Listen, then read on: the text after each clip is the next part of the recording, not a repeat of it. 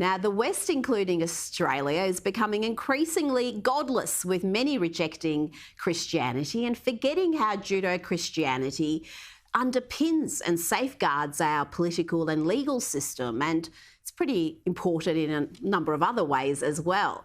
Dr. Kevin Donnelly has edited a new book called Christianity Matters, which features a series of essays by some of the finest Christian thinkers and writers in Australia, including Cardinal George Pell and Tim Costello. Dr. Kevin Donnelly joins me now.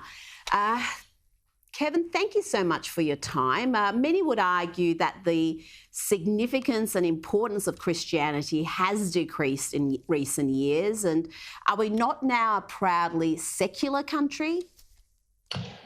I'd have to agree, Rita, and thank you for having me on the show again. I have to agree that if you look at the time of federation in Australia, 1901, the overwhelming majority of Australians identified as Christian.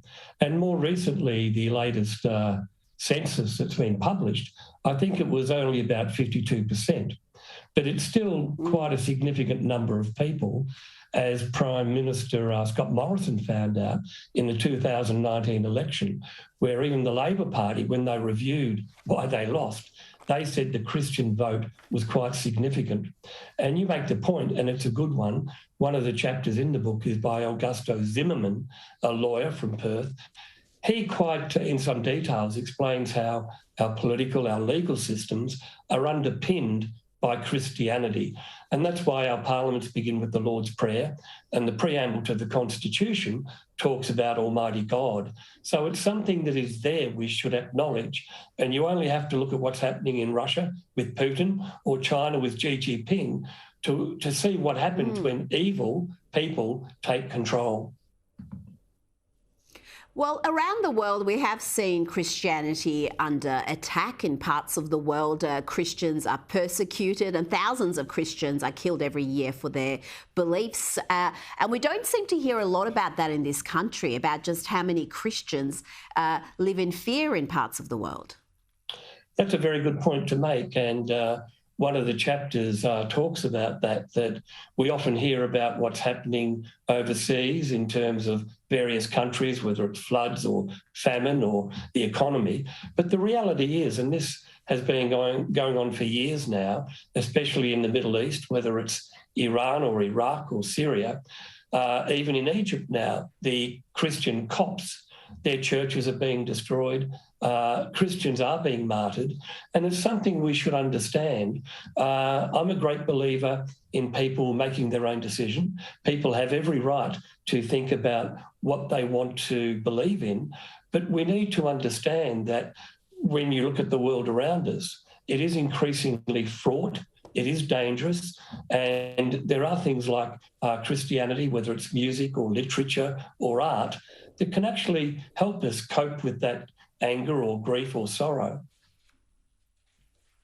Now, do you think the more godless we become and the more people who identify as atheist or agnostic, that they find something else to fill that void? That we've seen accusations that identity politics, critical race theory are almost treated like a religion, where you have to embrace a belief system. If you do anything against that belief system, you're punished. And you know, there's a lot of parallels between the Old Testament and some of the new age beliefs that people are adopting in 2022.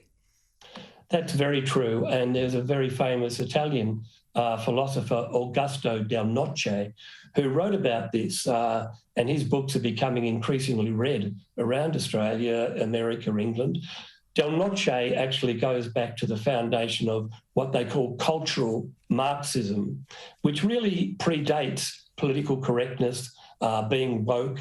There's this what some people call absolutist secularism, which is really trying to change society, really wanting to overthrow Western culture.